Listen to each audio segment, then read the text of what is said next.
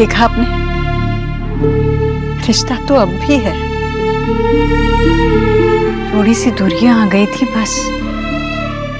मेरी इतनी चिंता है तुम्हें, तो मेरी बहू बनकर मेरे घर आकर भी तो मेरा ख्याल रख सकती हो ना। मेरा बेटा और मैं दोनों यही चाहते हैं।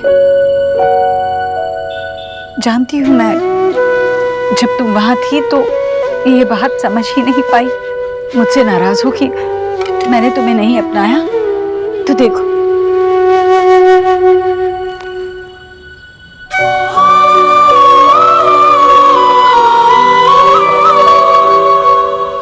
मैं तुमसे अपने बच्चे की खुशियां मांग रही हूं। मुझे मेरे बच्चे की खुशियां दे दो।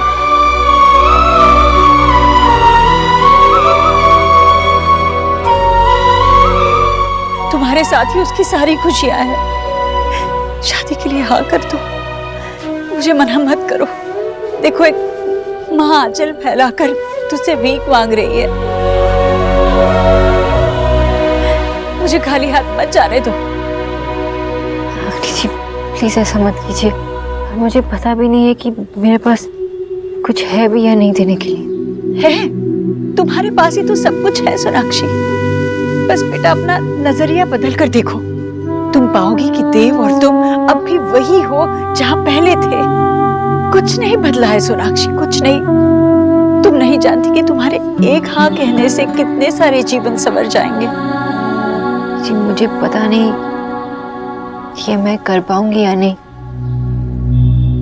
मेरी फैमिली ऑलरेडी हर्ट हो चुके हैं, इतना कुछ उन्होंने सहा है। जानती हूँ, पर बस एक बार तुम सोच कर देखो। ईश्वरी जी, पिछले कुछ महीनों से शोना के लिए सब कुछ बहुत मुश्किल था। बहुत कुछ देखा उसने, उस पर इतना दबाव नहीं दे सकते हैं हम। और हमारे लिए भी किसी भी नतीजे पे पहुंचना अभी इस वक्त आसान नहीं है।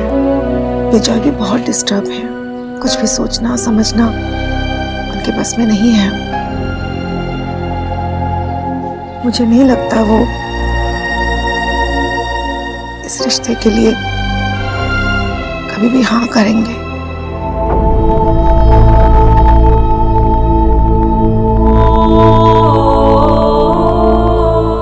शायद आप ठीक कह रही हैं, पर सोनाक्षी देखो बेटा, मैं तुम पर दबाव नहीं डालना चाहती हूँ, पर बस एक सलाह देना चाहूंगी। अगर तुम्हें ठीक लगे तो मान लेना। तुम जो भी फैसला करोगी अपने जीवन को सामने रख कर करना। जीवन बड़ा लंबा है और सही जीवन साथी हो तो ये लंबा और कठिन सफर आसान हो सकता है। मुझे नहीं पता कितने लोगों को जिंदगी में प्यार मिलता है, पर मुझे पता है कि तुम्हें वो प्यार मिला था और अब भी वही प्यार पाने का एक मौका है तुम्हारे पास। ये मौका गंवाना नहीं, बस एक बार सोचना जरूर।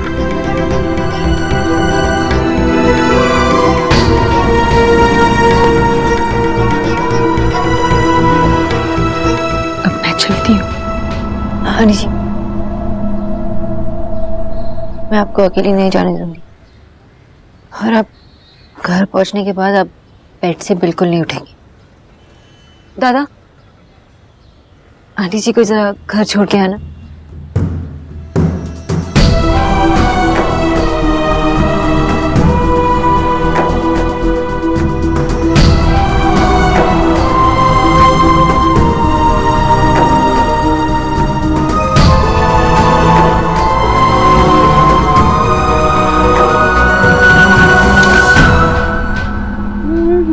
ईश्वरी की कोई खबर मिली क्या? वो देखिए ना, जीजी फोन लेकर भी नहीं गई हैं। विकी कहाँ है? उसने जाके देखा उसे मंदिर में? मंदिर? हाँ, वो मंदिर में भी नहीं है, पता नहीं कहाँ चली गई। ऐसे कैसे नहीं है? तूने ठीक से देखा नहीं होगा। मैं खुद ही जाकर। हाँ हाँ, अरे वैसे भी मेरे बच्चे की नजर तो कमजोर हो गई है ना, ठीक से दिखाई नहीं दिया होगा, तो आप ही ढूंढ लीजिए। वैसे भी आपको ना गरीब की बेटी को ताना मारने का मौका चाहिए, और साथ में गरीब की बेटी के बेटे को भी। बड़े आए, मेरी समझ में ये नहीं आ रहा है जीजी क्यों गई उनके सामने बार बार हाथ फैलाने? क्या हीरे लगे उस लड़की में? डॉक्टर नहीं है वो भी नाम की। भाभी,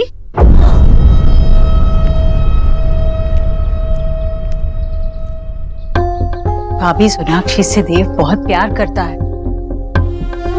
इसका मतलब ही ये है कि सोनाक्षी में वो सारी खूबियां हैं जो किसी और लड़की में नहीं। इतनी लायक लड़की को आप ऐसे क्यों कह रही है? ईश्वरी, तेरी तबीयत गड़बड़ है क्या? हाँ अंकल, वो उन्होंने फास्ट रखा था तो वीकनेस आ गई थी, उस वजह से। सुना ने कहा है कि आराम करना है और थोड़ी थोड़ी देर में कुछ खाते रहना है। ईश्वरी, भैया आप चिंता ना करो, वैसे भी सोनाक्षी हमेशा से जरूरत से ज्यादा चिंता करती है मेरी। उसने कुछ खिला भी दिया है मुझे। बोला जी बाजी। बेटा जरा इनके लिए पानी और वो मिठाई रखी है ना, वो भी लेकर आना। अच्छा। तुम्हें बेटा मिठाई पसंद है ना? नहीं नहीं आंटी जी, मैं निकलता हूँ, मुझे कुछ काम है। नहीं, खाकर जाना। तुम्हें मिठाई बहुत पसंद है ना? बकरी के भाई को ऐसे खिलाया जाता है हलाल करने से पहले। हाँ, खाओ खाओ। खांसी खांसी खांसी आ गई इसे। पानी लाओ बेटा। नहीं नहीं आंटी जी, मैं चलता हूँ, नमस्ते। धन्यवाद बेटा।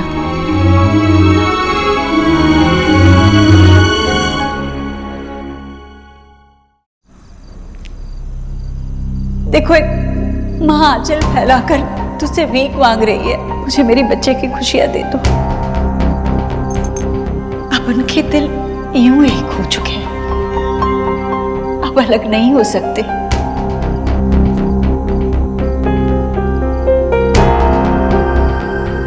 आशा, वो मिसेस दीक्षित फिर आई थी यहाँ, उसकी हिम्मत कैसे हुई यहाँ आने की? ये तो हरेसमेंट है। अभी बताता हूँ इन लोगों को हरेसमेंट का मतलब क्या होता है। पुलिस कंप्लेंट करूंगा तब समझ में आएगी इन लोगों के। बस चुप कर। मैं चुप कर जाऊं? ये लोग लिमिट पे लिमिट क्रॉस किए जा रहे हैं, तुम कह रही हो मैं चुप कर जाऊं? क्या किया इन्होंने आज? मार पिटाई की या हमारे सर पर बंदूक रखा? नहीं विजय, उन्होंने एक बार फिर हमसे रिक्वेस्ट की कि हम अपनी बेटी की शादी उनके बेटे से कराएं, और ये कोई क्राइम नहीं है जिसके लिए आप पुलिस बुलाएंगे। पहले जो हुआ गलत हुआ, बुरा हुआ, लेकिन अगर हमने शोना के आज को ठीक नहीं किया ना, तो हम अपनी बेटी की खुशियां हमेशा हमेशा के लिए खो देंगे। आशा, मैं इन बातों विजय, तुमने देखा नहीं उसने देव को भुलाने की कितनी कोशिश की, और क्या हुआ? आखिर सच सामने आ गया ना। आशा, मैं इन बातों से पिघलने वाला नहीं हूँ। वो उस घर में नहीं जाएगी बस। क्यों? क्योंकि ये आपकी जिद है या आपका ईगो? आपको पता है ईश्वरी जी ने आज क्या किया? आपकी फैमिली के आगे झोली फैलाकर अपने बेटे की खुशियों के लिए भीख मांगी। वो औरत भीख मांग रही थी, और आप अपनी बेटी की खुशी के लिए एक बार और सोच नहीं सकते?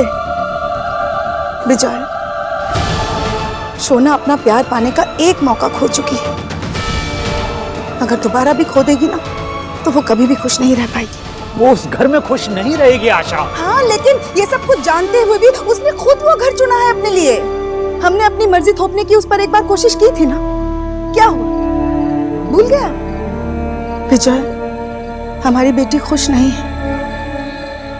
एक बार पॉजिटिवली सोचो ना। जैसे आज ईश्वरी जी देव की खुशी के लिए झोली फैलाकर सोना का हाथ मांग रही थी, वैसे एक दिन वो सोना को अपने मन से एक्सेप्ट भी कर लेगी। आशा, तुम भी उस औरत की बातों में आ रही हो। विजय, आप शोना के बाबा हैं, लेकिन ये फैसला आपका नहीं है, शोना का है। एक बार अपने ईगो को साइड में रख के अपनी बेटी की खुशी के बारे में सोचो, प्लीज।